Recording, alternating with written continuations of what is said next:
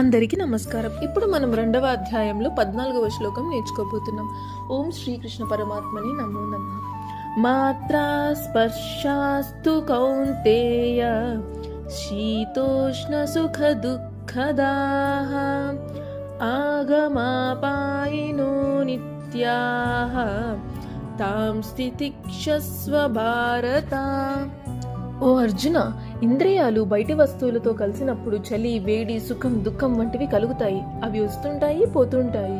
అవి శాశ్వతం కాదు, కాబట్టి వాటిని సహించడం నేర్చుకో అంటారు. అంటే ఇక్కడ తితిక్షస్వ అని ఒకటి ఉంది. అంటే ఓర్పు, సహనం అని అర్థం.